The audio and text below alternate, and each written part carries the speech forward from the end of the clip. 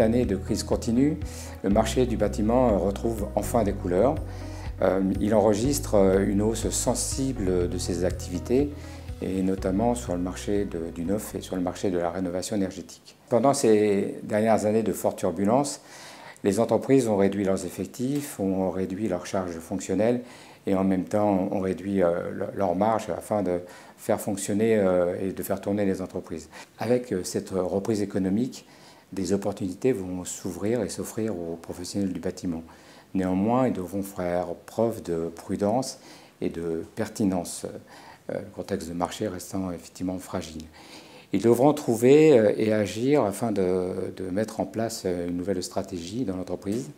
L'expertise comptable, les outils de gestion vont les aider au quotidien et leur permettre de piloter leurs propres indicateurs de gestion, en particulier sur 4 fondamentaux que nous avons établis chez Sage. Le premier axe, c'est le pilotage du chiffre d'affaires. Le deuxième axe, pardonnez-moi, c'est de sécuriser la trésorerie. Le troisième axe étant la maîtrise des prix de vente et des contrôles des chantiers.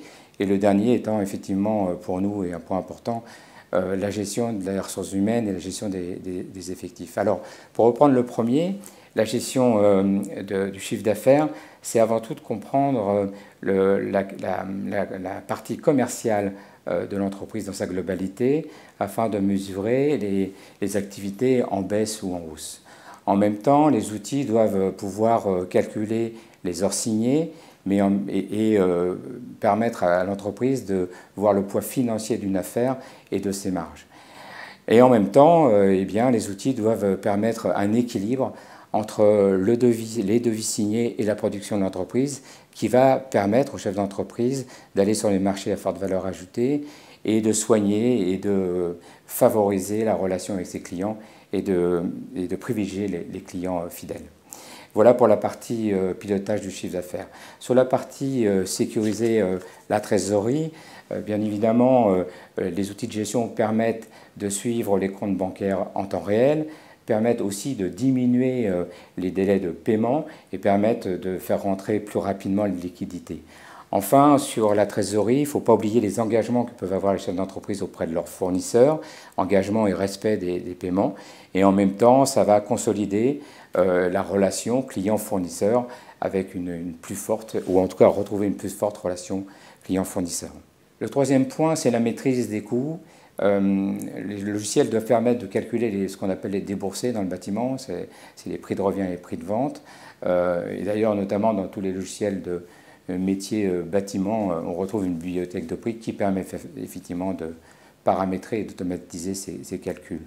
L'outil doit aussi permettre, et l'entreprise doit forcément mieux gérer ses devis et ses maîtrises, et en même temps maîtriser les écarts entre ce qu'on a estimé sur les devis et ce qu'on est en train de réaliser sur les chantiers. Ça permet d'alerter et éventuellement de regarder s'il y a des dépassements dans les dépenses.